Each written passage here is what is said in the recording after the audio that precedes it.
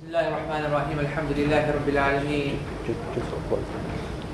وصلوات الله وسلامه على رحمة للعالمين نبينا محمد وعلى آله وصحبه أجمعين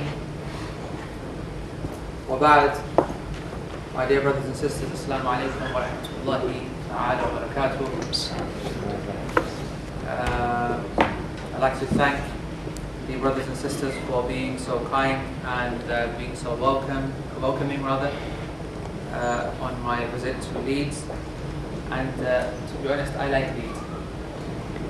Leeds is the home of one of my closest and one of my favorite teachers, Shaykh Abdullah ibn Yusuf al-Judair, who of course we owned first in Manchester before he decided to come to Leeds. And of course Leeds, you know, they gave us as Manchester people, Cantona, Smith, Ferdinand. We're doubly happy, to be honest. We took everyone from Leeds and we made real men out of them. And you know, we so I don't know why people think I have something against Leeds. I have nothing against Leeds. I love Leeds. The topic of boys and girls and men and women and relationships and so on, it never actually fails to arouse the interest of, well, really, to be all ages. Why? Because love and the emotions that are related to the desires, okay, they are from the strongest emotions possible. In fact, the ulama of Islam, when they used to class different actions of the body and different desires and needs, they would put them in order. And in fact, they said that the desire for love, or the sexual desire, is the greatest and the most addictive desire that you know the body effectively has, even more so than food. So if you imagine when you're really, really hungry, when you're starving, right, and you know how desperate you are to eat, or when you're thirsty, imagine that, and you can feel that. But know that the desire, okay, for love and the desire to fulfill one's sexual desires, all right, is even greater than that. Is even greater than that. And don't think that, you know, you hear many people who, when they hear that, they respond and they say, well, hold on, you know, I haven't become sexually active, I haven't, you know, had any problems so far or anything like that.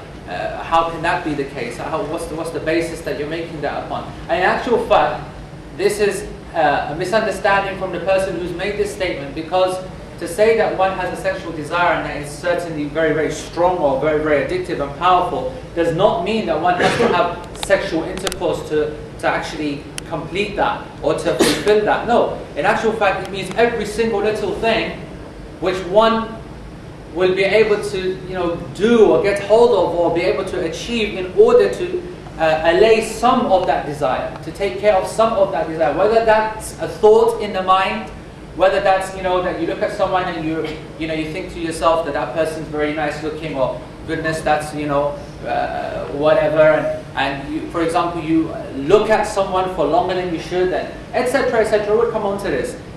That itself is you trying to fulfill this desire that you have. And the reality of the Sharia of Islam is that it came down to protect society and to protect people. To protect society and to protect people from one another and from our own selves. Because we in our own selves are an incredibly destructive force when we're left just to go and, you know, ramble around and decide what we should do. And if you look at the society that we live in today, the so-called democracy that we live in today, and the rights that we have as citizens today, right? The whole system is based upon the understanding that we should decide for ourselves what we should do, what is best, what is right for the people. The law is decided by the people, right? This is what democracy calls to. This is what it believes is the you know, the way of freedom and progression and so on. And, you know, later on, inshallah, I want to look at that because it is very important in our topic, because in actual fact, our misguided belief in this system has actually caused the entire system to collapse. And especially and pertinently with our subject, which is, you know, I mean, the title, Girls and Boys, a Love Story.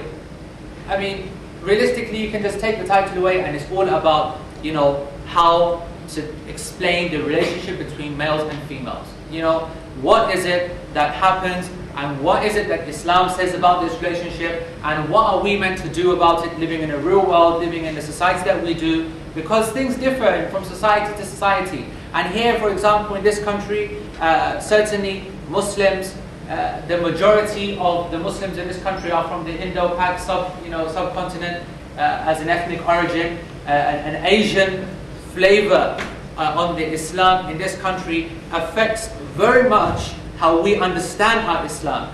So what I mean is that our cultural upbringing, our experiences with our family that we have, which is of course Asian, in the main sense, okay, and I know that there's a few Arabs and so on here, but we're talking in a general kind of sense, that really flavors and taints often, and really muddies even, to go further, our understanding of our religion.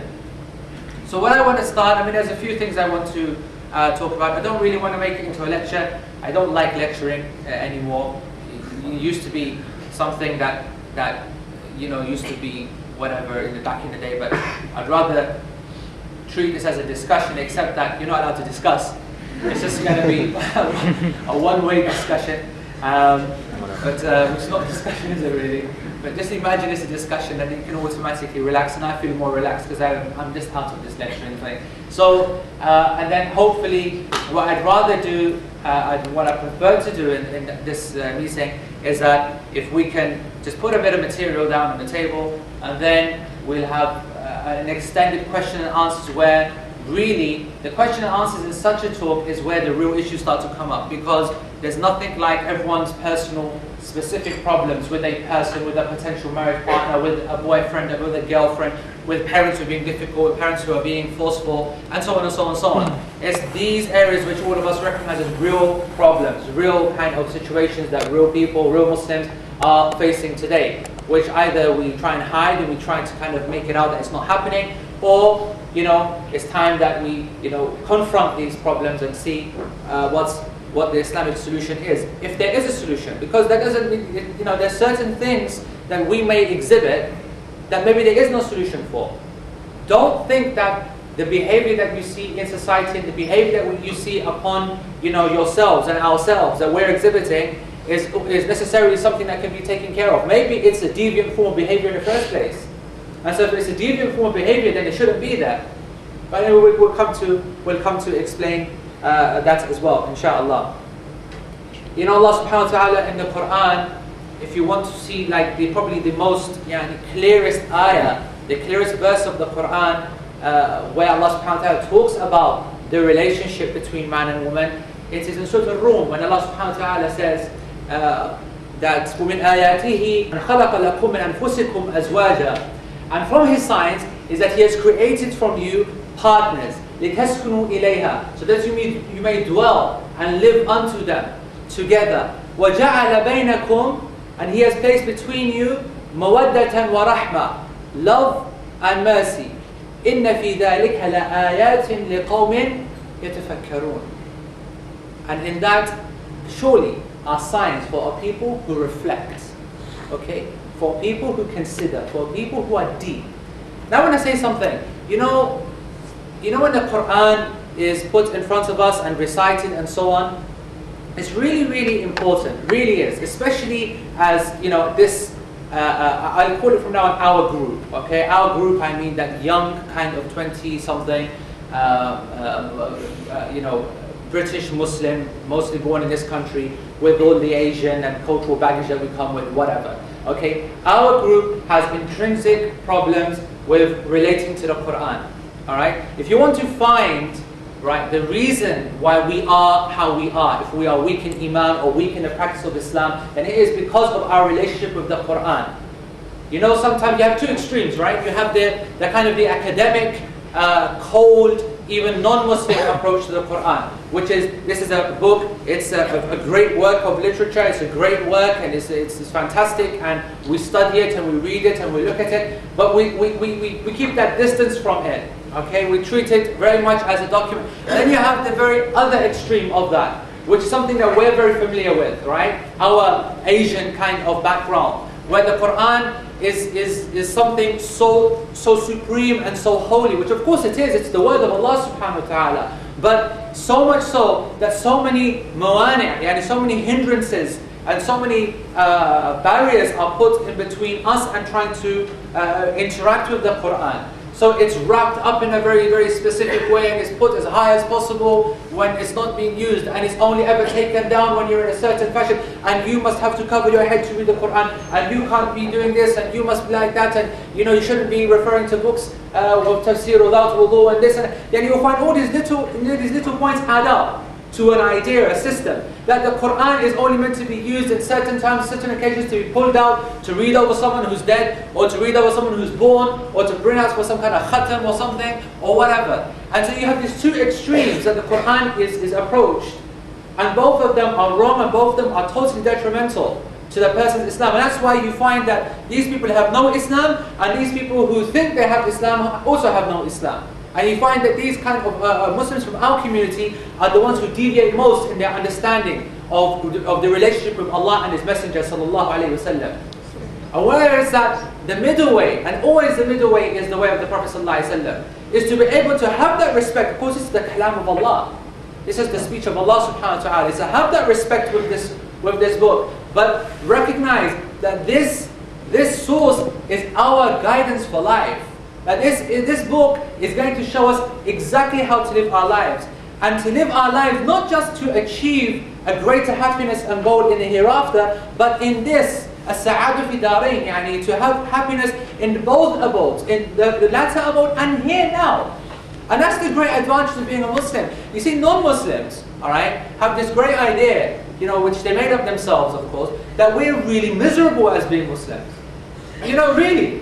You know, they think that you have to change so many things. You have to become strict, and you can't do this and you can't do that. What kind of life is this? And you know, because for them, life, all right. The reason that the majority of the people, I mean, I don't know how many non-Muslims you interact with, but you find that a lot of them, you know, if you start to discuss with them and debate with them, you know, about life and God and the meaning of things and so on and so on, you find that they're fully receptive. And you'll find that, I mean, I'm speaking about myself. I mean, I can speak to, I don't know, a non-Muslim a day. I can say that 90% of the people that I speak to end up by the day agreeing with whatever I've said to put to them in terms of that there should be a purpose for life, and that can you possibly refute the irresistible fact that there is a creator, and that he needs to, that your need is to recognize him and to understand your role to him and so on. They'll agree. So then you go all the way, and then what next?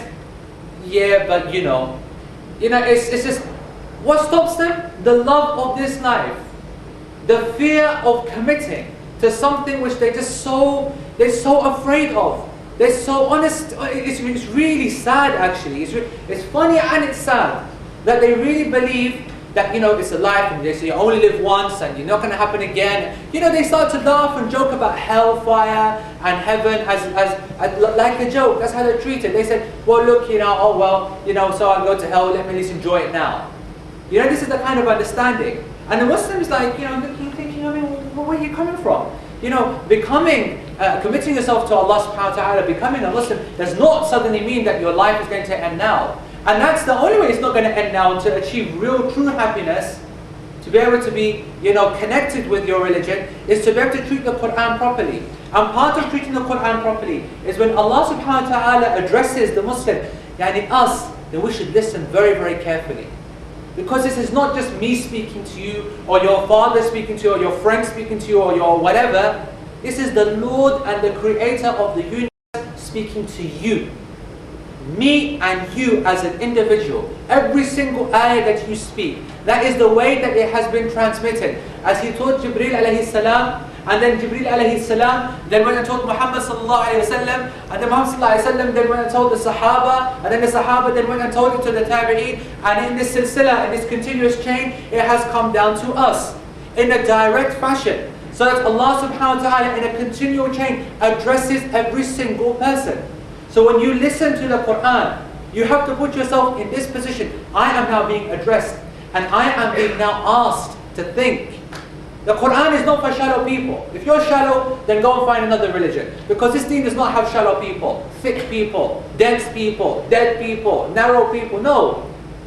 in this Quran are ayat, signs for a qawm, for a people who what? Who waste their time, who walk around like robots, who are zombies? No. يَتَفَكَّرُونَ. They are constantly thinking, constantly reflecting, constantly looking at themselves, auditing themselves, thinking about what they're doing, right and wrong, and what can be done better. Looking at the society, thinking, is this good for me, is it not good for me, is it helping me in my progression, helping in the progression of society as a whole? Everything matters. There's a significance to everything. And that's why something like this, a title like Girls and Boys in a normal society, would mean nothing.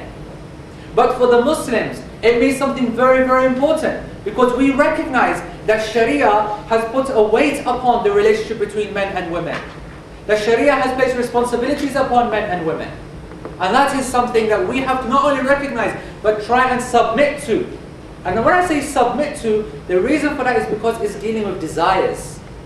It's not dealing with just black and white, A and B and C. It's dealing with desires, it's dealing with things that we really love. And this is very important, because when you submit to a law that's telling you not to do something, when you're trying to accept that something is haram, for example, that something is not allowed, right? Then you're often telling your mind and your body, right, well that can't be done because, it can't be done, it's not allowed. But when you try to fool yourself, when you try to misunderstand this kind of hukam and try to get yourself around it by not understanding the situation, that's what we're going to try and do today, to try and understand this relationship, because the forbidden things, and remember this, the forbidden things are very rarely things that are ugly or undesirable or whatever. Rather the opposite. The forbidden things are incredibly addictive, they're incredibly nice, and they're incredibly desirable. For example, music. The soul loves to listen to music. That's the nature of music. That's why when you hear just one song once, you just don't forget it. It just sticks in the mind, and that's it. It's replaying in your mind all day. That chorus or whatever it is, it just keeps playing. And whatever you try to do, it's just there. By its nature, it's like that, and that's why they used to say that it's from the whisperings of the devil, and it's from the music of the devil. Why? Because we know that Shaitan is like that as well. Shaitan is a character who doesn't just go, and just like in the cartoons, big red whatever horns and don't do this or whatever. But Shaitan is exactly how you will not expect to see him. Shaitan is everything that you don't believe him to be. Shaitan comes to you and says to you and whispers to you and suggests to you that which catches you by surprise. You're not even ready for it, you're not even expecting it. And he whispers and he comes and he tells you things that you honestly believe to be right for you and correct for you and in your interests. And only afterwards you start to realize, now hold on, this is not right, or this is, whatever. That only comes from guidance. And this guidance, of course, is what we have to make an effort to try and find and to submit to. If you think about this ayah of Allah subhanahu wa ta'ala, where He explains subhanahu wa ta'ala that the reason that He created partners is so that they can live together with one another, to enjoy each other's company.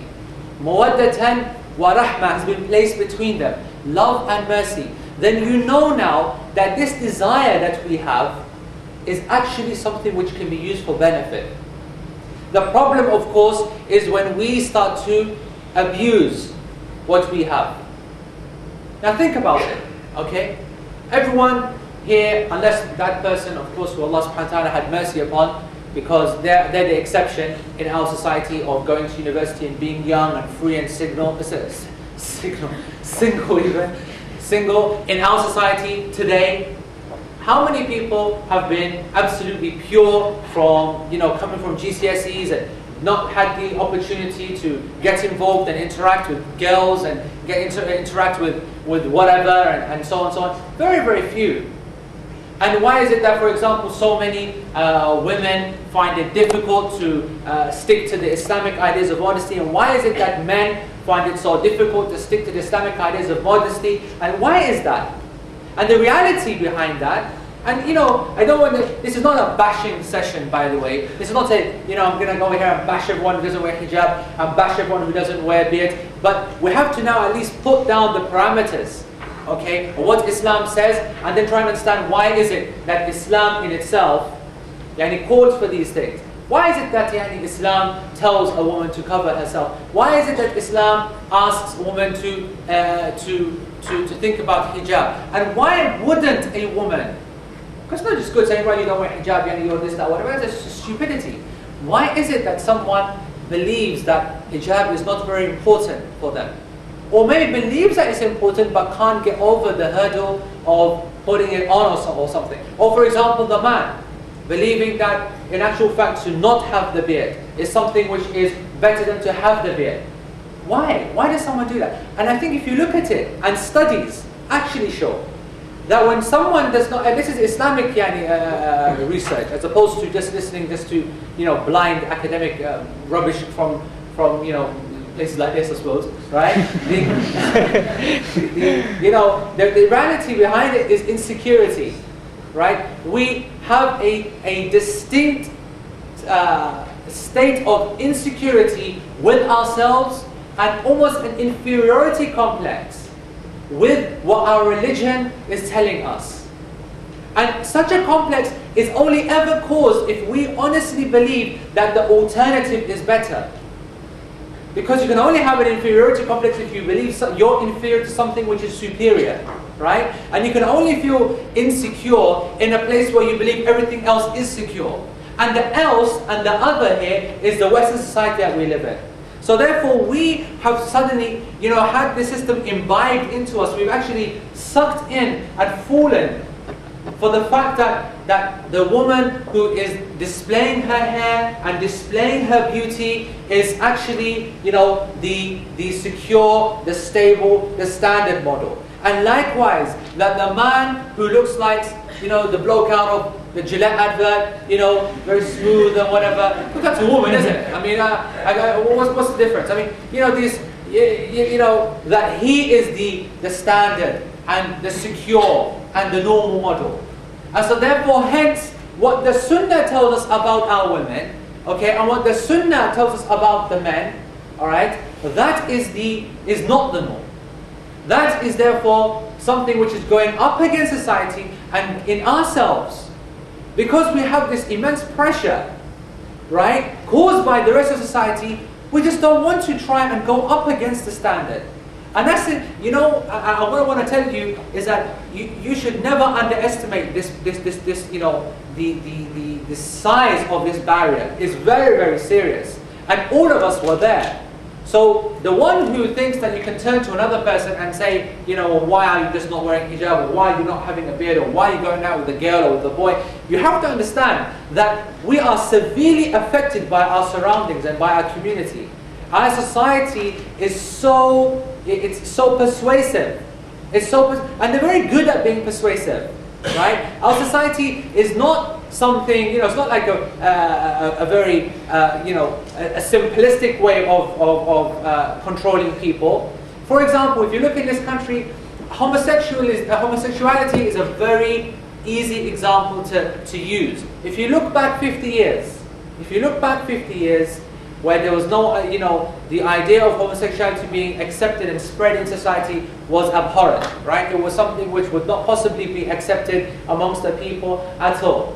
But there were people there who wanted to try and push out the boat, who wanted to try and make something like that public policy. At that time, they were the inferior ones. And they were having the inferiority complex. Okay? Whereas the normal standard of society was normal relationships between men and women and so on and so on. So what happens? A few people, they put themselves forward, they put out a few ideas, they suggest a few things, society comes down upon them like a ton of bricks, they withdraw back into the shadows.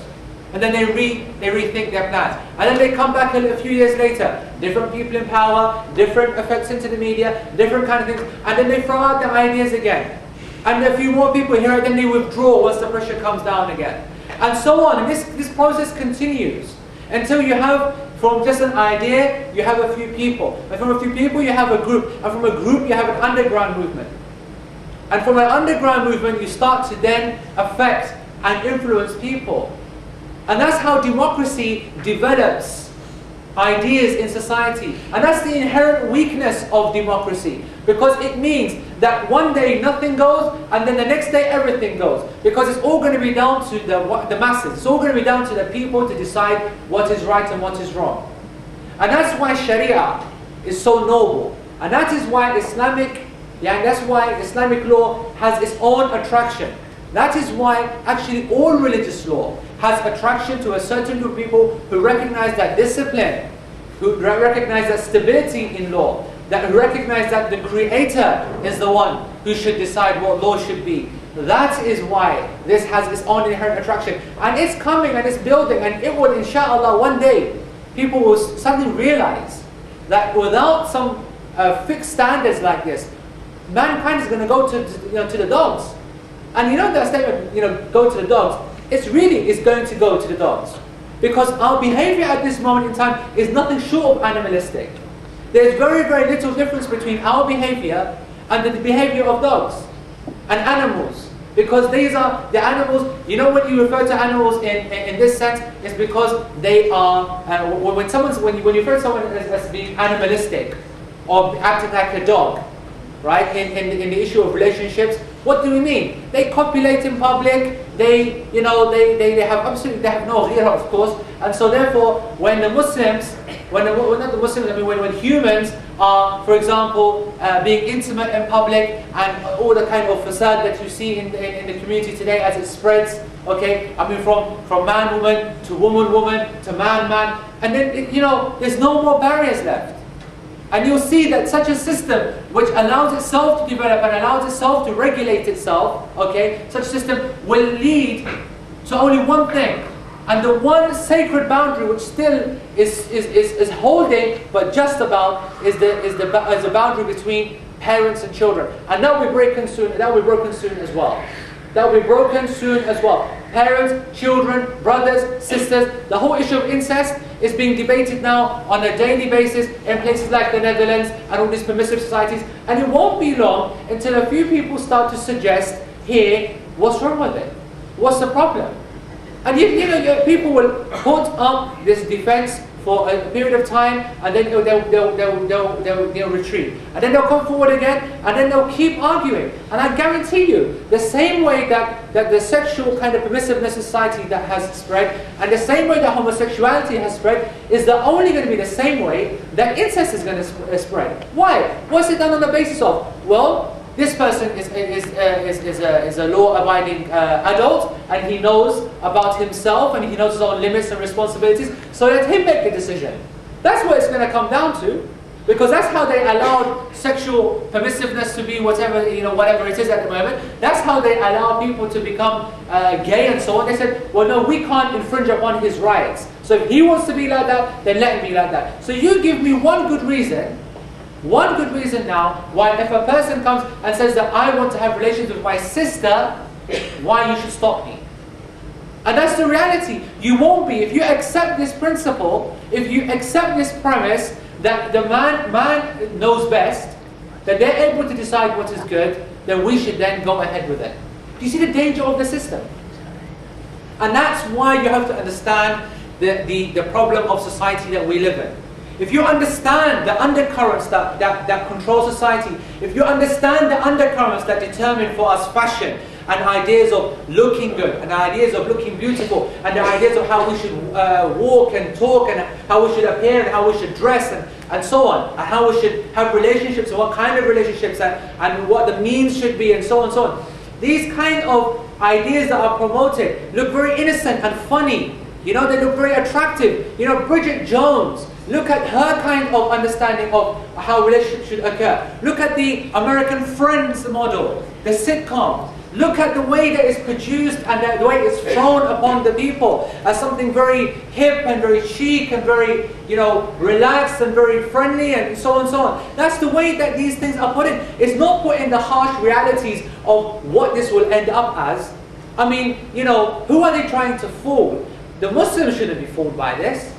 But the Muslims are being fooled by this. That's why we are in the state that we are. That's why we have our religion, which is the absolute perfect answer to all this kind of facade. But the Muslims themselves not willing to take on this solution and implement it in themselves. And I'll be honest with you, I understand why. I was like that myself. I'm no angel. I was never a practicing Muslim all my entire life. And I was also a person who used to think totally a slave to the system, a slave to fashion, a slave to the desire. But then this is what happens. Allah subhanahu wa ta'ala has mercy upon people, guides people through others, and then they start to think and reflect. And what I just want to, if there's anything that I do today, is just to make you understand that any decision that we take, anything that we do in our society today, thinking that this is quality, or this is good, or this is cool, or this is right, and you're basing that decision on the standards of society, then I just want you to know how dangerous that is and how wrong that is. And that you're just, in fact, you're just a slave to a pathetic system. A system which just changes day and night. The fashion comes in, then goes out, then comes in, then goes out, and it's all painted, it's all glossy, it's all a load of rubbish. Look at the Friends sitcom. When I used to watch Friends, I don't know how many years ago, they used to be friends, right? And now, they're married and then divorced and they've had affair. I think every single person has slept with each other, and every single person has had relations with each other, and everything. It's the classic, classic situation that they're trying to hide. Which in fact there's no point hiding, because everyone knows inside. University is not a classic. You come and you meet girls for the first time, you start to interact with the other sex for the first time because you've been at home, you've been at school, and the parents have been controlling things, and suddenly university, wow, excellent. You know what I'm saying? Everyone moves away from home, and everyone gets out and starts to enjoy this freedom, starts to enjoy this, mobile phones and texts and MSN and emails, and we'll meet here and lecture theatres and groups and whatever. Everything is just all about increasing the interaction with women, and you're just like, wow, what's happening here? Where were you all my life? This is, and that comes on top of you like a ton of bricks, and you just kind of like, what do I do now? And you start to increase it. And the classic is you get these kind of pseudo-religious ones, right? Who are in the middle, who've had a good upbringing, and they're aware and all these kind of things. But they come into this situation and they think, no, not going no clubs, not going out to their parties, and not going here or there, whatever. Do a good job of that, okay? They do a good job.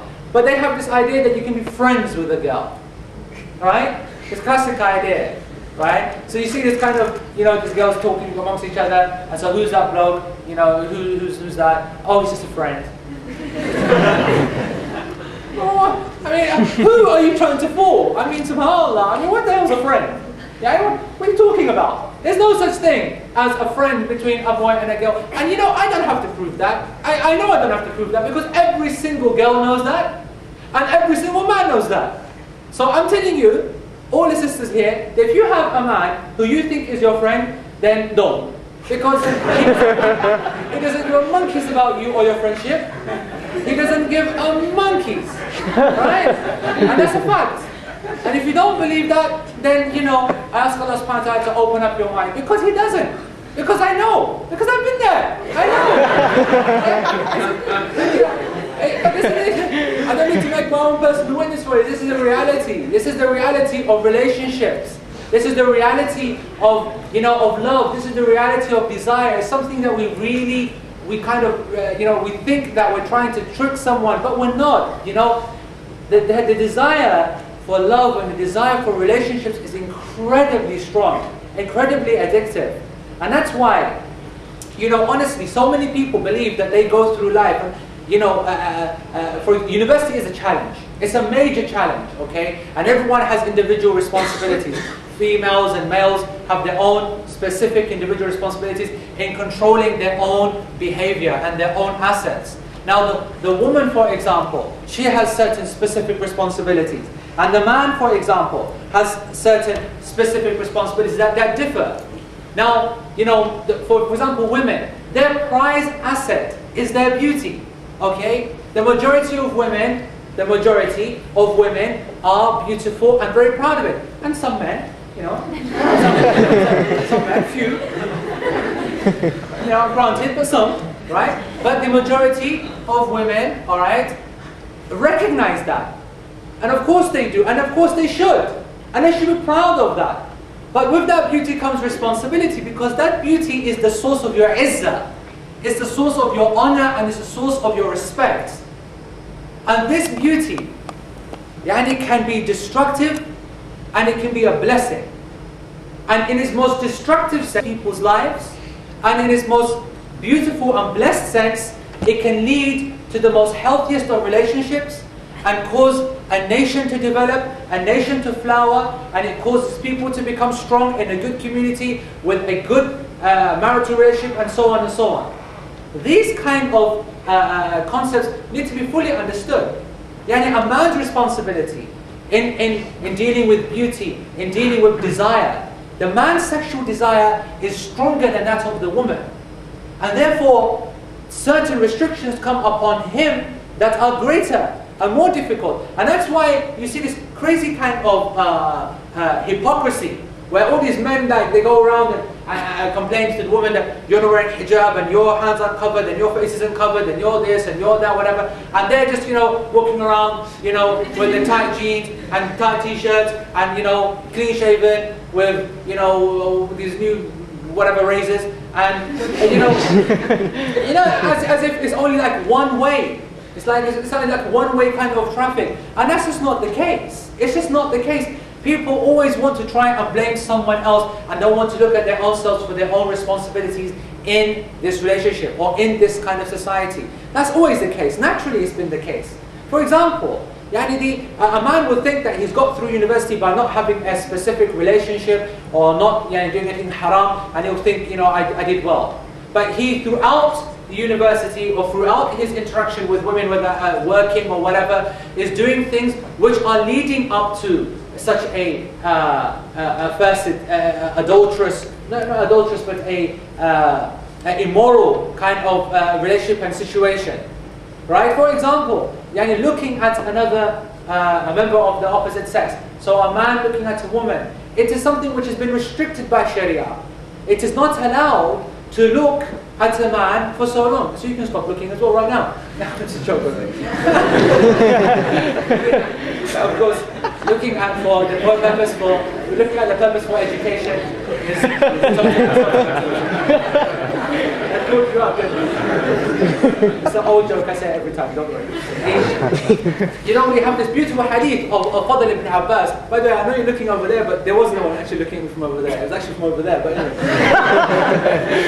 Fadl ibn Abbas radiallahu anh was a Sahaba of the Prophet ﷺ, young, in the prime, and riding with the Prophet ﷺ, and they're on this way, and this hadith is beautiful because it illustrates to you that this desire is not a haram desire or an unnatural desire. No, what happens with it is what comes under the ruling of haram and halal and so on. So there's Fadl ibn Abbas, and he's on the camel of the Prophet ﷺ, and this beautiful girl walks past, and she was beautiful, and so this Fadl ibn Abbas is like, and so, he saw a beautiful woman, and that's what happens, that's the problem, right? So the Prophet ﷺ is like, right? And in a narration it was like, and the narration is authentic, that it was literally trying, and that's just the desire. And the Prophet ﷺ in another narration put his hands over his eyes. Not wallop him off the thing and say, the tamiz and chicken whatever, don't do this and whatever and so on, so on, so on. No! Because here we have a situation, here we have a natural tendency and inclination, and it's got to be dealt with. And on the issue of looking, that's why the scholar said the first look is a look of normality. The first look is something which is part of Islam. And then the second look is that which is haram.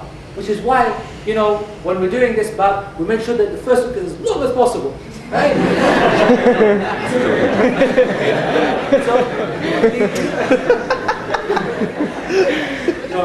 No quote with that.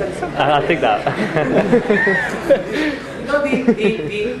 The understanding here, the understanding that the Prophet ﷺ is trying to teach Fadl ibn Abbas radiallahu anh, that, okay, the desire is there, but it needs to be dealt with properly. Not like this, not here, not now, in this kind of scenario. No, this needs to develop and fester in a healthy relationship and not in an illegal and unhealthy way. Single people who are left like this are dangerous, really. They are out of control. We are passionate, we are desirous, we want to have fun, we hate commitment. I mean, who likes commitment? Long term, you've got to be kidding. This is the problem. This is the Bridget Jones effect. That woman has, honestly, she has codified our understanding of how relationships should be. You know, this non-committal kind of idea, you know, programs, you know, all of the most popular programs on TV at this moment, American sitcoms, of which there are I don't know how many, right? They all kind of idolize the idea of women and they're trying to develop relationships. And you know what the common theme that goes through all of these programs and these kind of theories is that long-term relationships, that committing to marriage and so on is the big taboo thing, the big no-no, right? That's how they understand that. That's how it's come to be portrayed. And that actually fits in with the general understanding of life, all right, for the West. I mean, for example, look at the, you know, a bit off the topic, the pensions situation in this country from an economic point of view. There's a crisis. There's a crisis because less people are contributing, greater numbers of old age pensioners need to be paid for, and the people who are meant to be supporting them, i.e. us, our generation, we're just a few 100,000 in the Muslim community, there's a whole stack load in the non-Muslim community, they're not interested in committing. And so they had this like interview of people on the street, professionals, okay? They're 25, 30 years old and so on and so on. And they said, so have you thought about contributing to a pension or starting your pension? No, not yet. And so when is that, sir? So, oh, you know, when I settle down, when I get married and so on. So when would that be? 40, 45, 35? What? You know, this is, and every person that you ask, same thing. I'm young, no committing, no long term, don't mention that word, I'm enjoying myself. And this kind of disease has permeated the community and the society. And it is the exact opposite to what the Islamic understanding of life is. And that is that every single person, once they start to recognize that their desires are becoming too difficult to control, that they should then get married. That's why the Prophet ﷺ said, Ya ma'ashar shabab, O young people, man istata'a minkum, who is able from you to have the earnings, the ability, فَلْيَتَزَوَّجْ, then get married. Whoever is able, you have the ability to, the financial ability and the family structure behind you to do that, then get married. And why? Because it is أَغَضْ لِلْبَصَرِ, because it is more helpful to lower the gaze, to control the desires. وَأَحْسَنَ الْفَرَجِ, and it is more guarding for the chastity, saves the private parts. The private part, our desire. You know, subhanAllah, our desires are always referred to as the private parts in the Sharia. You'll find that. A very kind of like graphic kind of illustration. That the private parts, whenever the Prophet ﷺ said, guard for me the two, and I will guarantee you paradise. Okay? And the Prophet ﷺ, likewise, two things, take the people to paradise, the tongue and the private parts. And the private parts does not necessarily just mean a physical act, but it means everything which is involved with desire and meeting out that desire in an incorrect way. So the Prophet ﷺ is advising us to get married as soon as possible. And that was his sunnah in his own family. And that was his sunnah with the companions. And he did advise those who weren't able to do what? To fast. فَإِنَّهُ لَهُ وَجَاء, because that will be for that person a restraint, a control, a barrier for his desires, to put up against the society and his onslaught upon his heart and upon his feelings and his emotions. And it's really interesting actually, Ibn Taymiyyah rahimahullah, when he was explaining the wisdom behind fasting, right? He did say that when one fasts and one decreases the intake of food and water and general, the intake that's required to keep the body running at optimum speed, then everything starts to then go into a state of homeostasis, which is trying to control the body with less intake. And so he said that the blood vessels restrict in size, okay, which is physiologically correct as well. So they restrict in size. And because we know, as the Prophet ﷺ said, that the shaitan, yajri, he flows through the blood of Bani Adam. Okay, he literally flows through human beings when he's out there to try and affect and deviate mankind. So he said, Ibn Taymiyyah, that with the restriction of the vessels, you are actually restricting physically almost the movement of shaitan and his ability to affect you. And that's why when someone who is fasting properly, I add, because these days fasting is seen as some big joke. Fasting is like we're not going to eat, from morning to evening, and that's it. And chuck a few du'as in, and knock a few prayers out, and I've done a fast today. And the reality is that it's no different from being late for work, missing your breakfast, and being too busy at lunch, and then having an early evening meal. That's effectively what the Islamic fast is becoming today, isn't it? And that's the problem. If we're not concentrating upon how we fast and how we understand what we're fasting from, and how are we using this tool to control our desires, then we don't get the effect of decreasing sin, decreasing desire, decreasing our own desire to sin. And that's why it's important to appreciate where our emotions come from and how they're affected by the rest of society. Really. So I don't want to really go on, because I do believe that the majority of I think issues that we want to cover will really be covered in questions and answers. I don't want to just keep going banging on whatever. But I think that what's really important for young Muslims, and it's certainly in my own experience, because I am involved in a lot of my own teacher is a judge, and judges between a lot of people who have marital problems and so on and so on. And I want to actually talk about that, because we do say that marriage is the answer, and a lot of people kind of turn around and say, well, come on, wake up to the real world, and how are we going to get married, right? How are we going to get married? And do you know what happens when we go to our parents and say that we want to get married to so and so and so and so? And I'm not blind to that, of course I know. I'm from the same group of people, whatever. Everyone's been there, and we all know the situations, all the difficulties and all the stereotypes, and it's all true, isn't it? Our parents, honestly, as well as being the greatest people and pulling off the greatest things, they are at the same time guilty of the most greatest crimes against us. Forcing women to get married to people that they have absolutely no desire for, and absolutely no attraction for, absolutely no compatibility at all whatsoever. And the hype that you hear from the non-Muslims about Muslim women being kidnapped and forced and taken across and so on and so on. So believe it. Believe the hype, because it's true. Because I deal with people who that's happened to.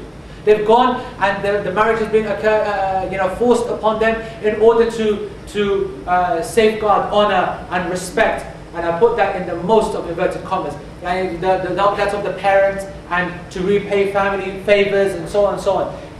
How sad is that one sacrifices one's daughter or one's son and their ensuing life for the sake of trying to maintain some kind of relationship with a family member or something like that. But that's the reality, isn't it? That's what we're faced with.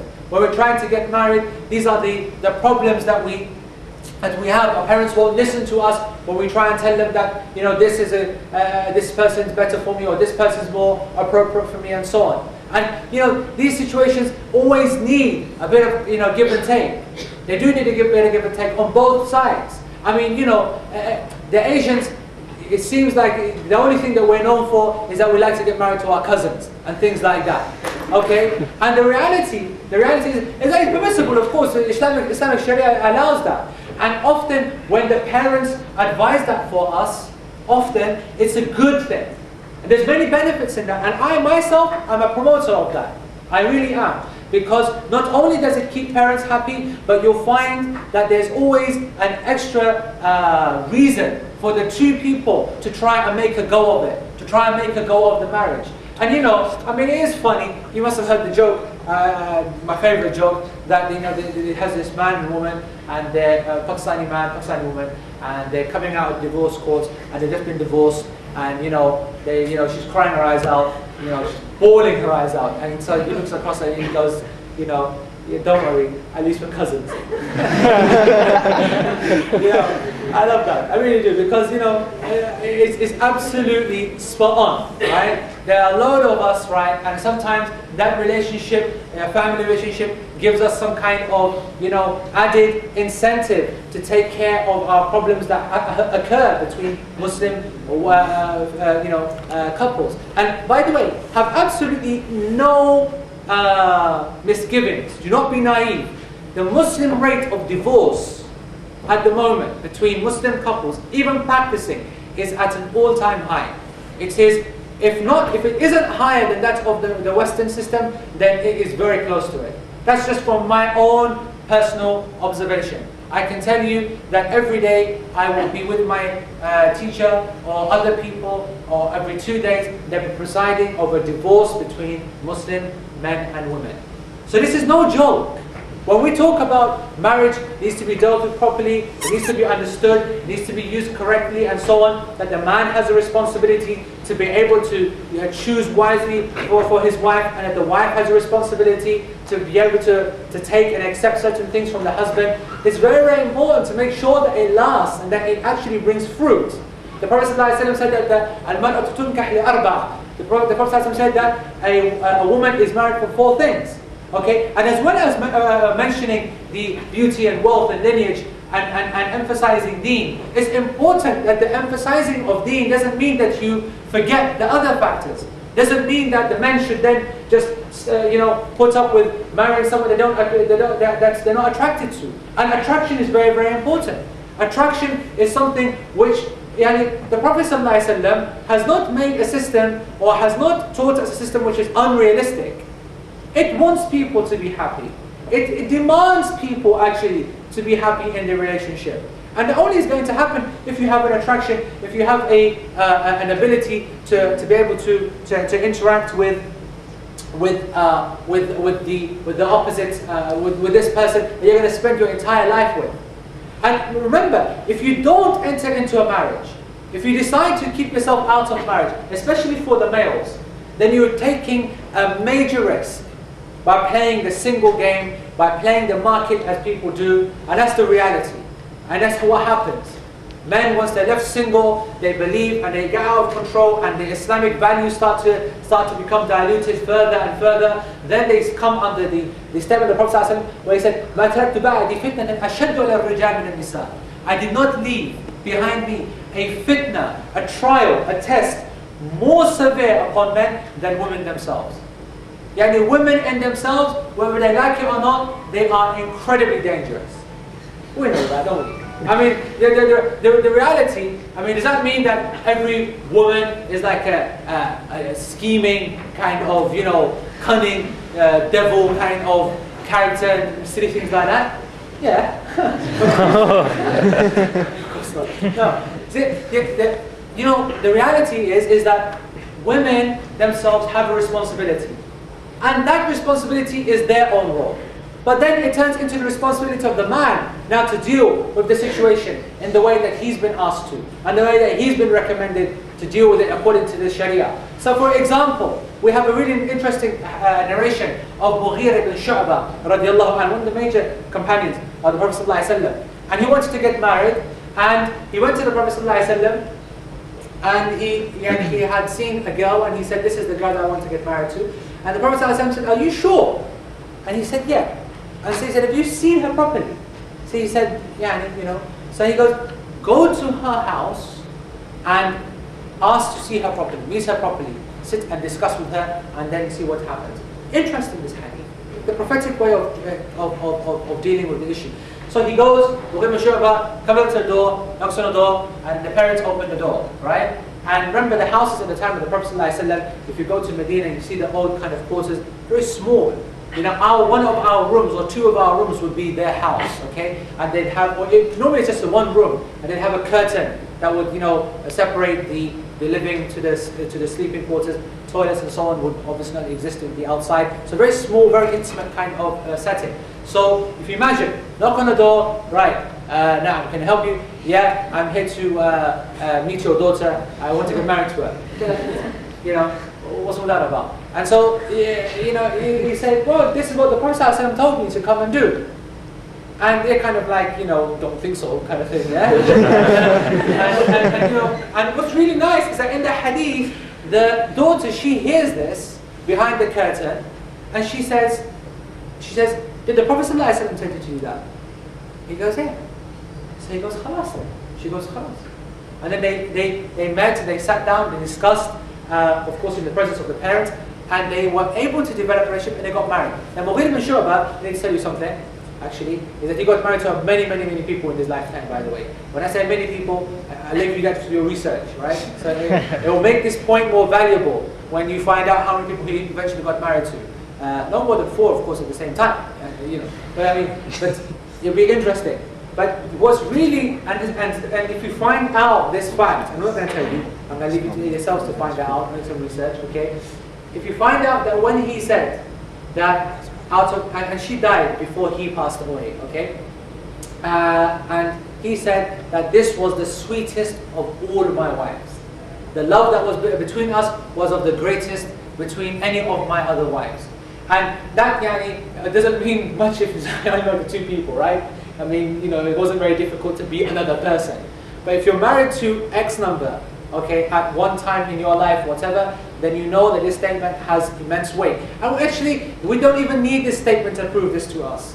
Because we know that when the hearts and the minds are in tandem and they click, then this is going to work. That's why the Sharia avoids and cuts down contact between men and women in outside the marital relationship.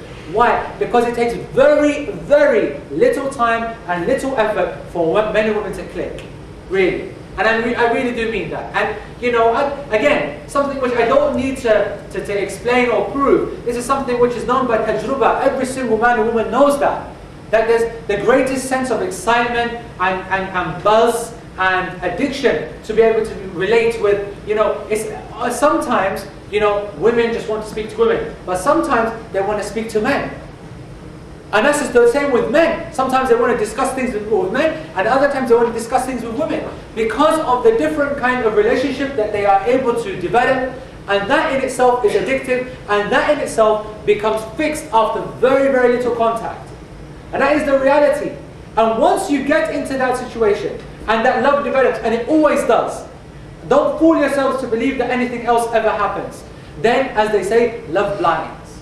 And so once you're blinded by that relationship, then everything else goes out the window. Everything, parents and friends and advice and haram and halal and Allah says and the Prophet says and this, doesn't mean nothing to you then.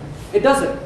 You could be the best of Muslims. You could be the best of religious people. But it doesn't matter then. Because once love takes over the heart, this statement, love blinds, is more correct than what the author of this statement actually realized. Because it totally puts a seal upon the heart, a seal upon the ears, a seal upon the eyes. You just will not listen. The only thing that matters to you is this woman now. And the only thing that matters to her is this man. And it starts to go to stupid levels, where a person is willing to reject his parents and leave the house and run away and leave education and leave the religion. Leave the religion. I mean, I remember last year there was a girl who was brought to my attention that she was, the same thing happened to her, little bit of contact. She told me all about it. She said, little bit of contact, give me advice, please. I had to leave home. My parents wouldn't accept it, and I've just realized now that my religion can't help me in this. So I want to become a Christian like him.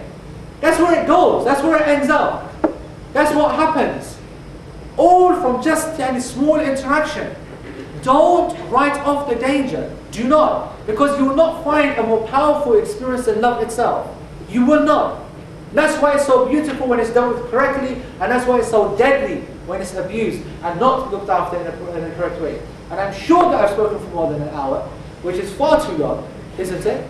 Right? But no one seems to be saying anything. I should be seeing some people saying that's enough or whatever.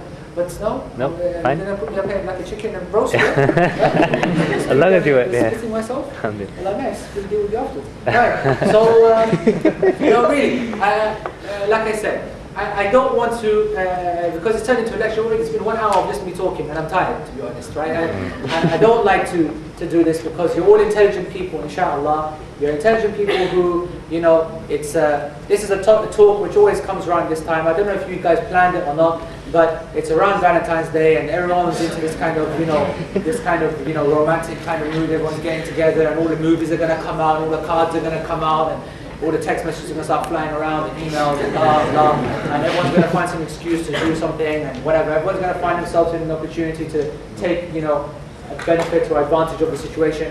And so, you're only being told what you know already, surely, right? We all know that we're not meant to do this, we're not meant to do that, but the reality is that we do.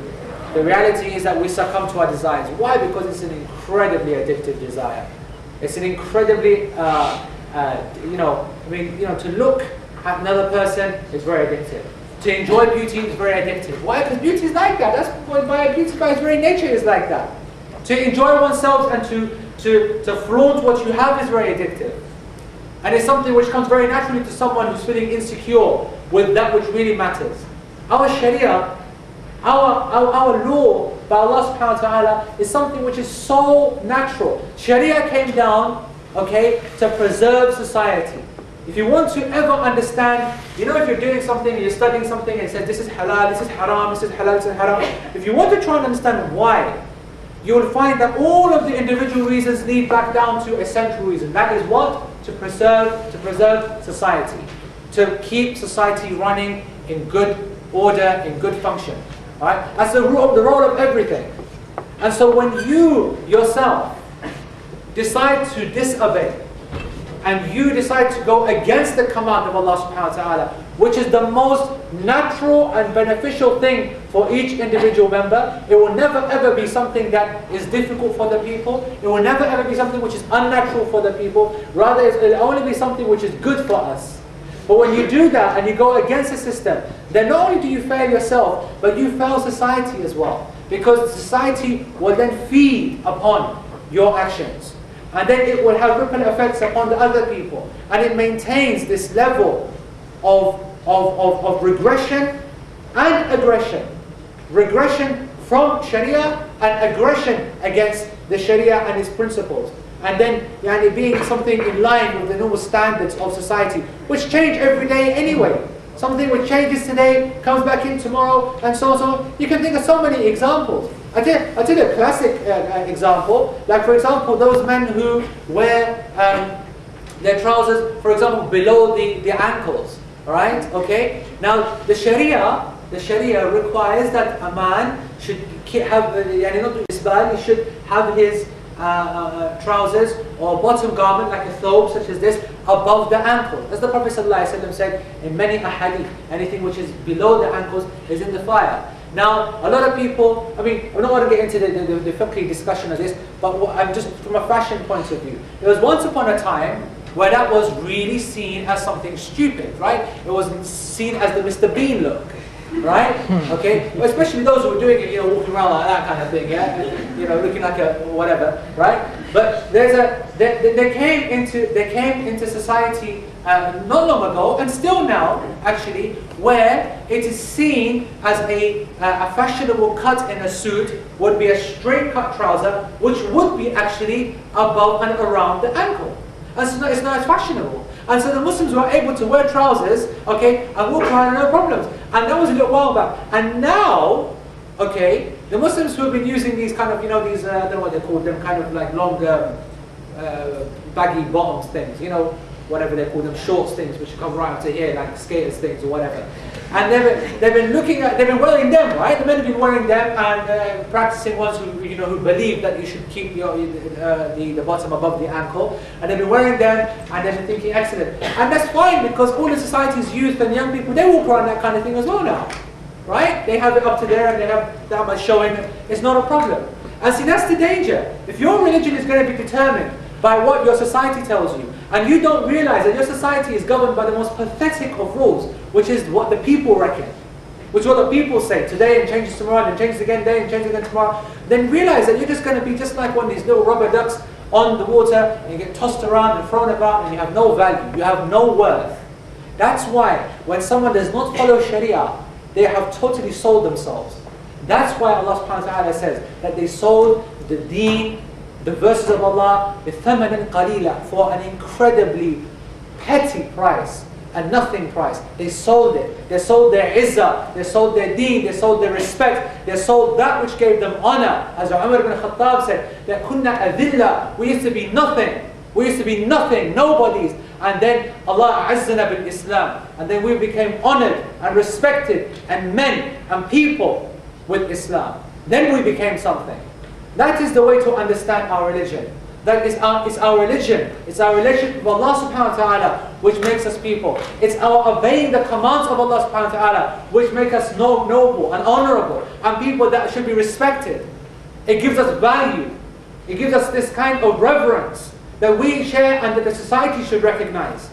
And therefore, the one who goes against this system, in whatever sphere of life, whether it's in the way we dress, in the way we talk, in the way that we believe, and the way that we like things, or the way that we worship and so on, just selling yourself for nothing, not even for a price. What did you get for it? What did you earn for it? If this dunya was worth anything, then what did you get for it? And will the person on that day, when we need our good actions, when we need respect and honor, will that person look back and say, what was it worth? What was me displaying myself like I thought that I should be, and walking like I should be, and doing what I should, and enjoying myself? Was it worth it? Was it really worth it? And that's what it's going to be like. And that's the question that we have to ask ourselves in all of our relationships, and then first and foremost in this situation, in our current scenario today in university, where it is the biggest problem. It really is the biggest problem in university. As I said before, first time you meet girls and you open up to this whole new world and whatever, and its problems and addictions and so on. So I want to stop there because, as I said, I've gone on too far too long.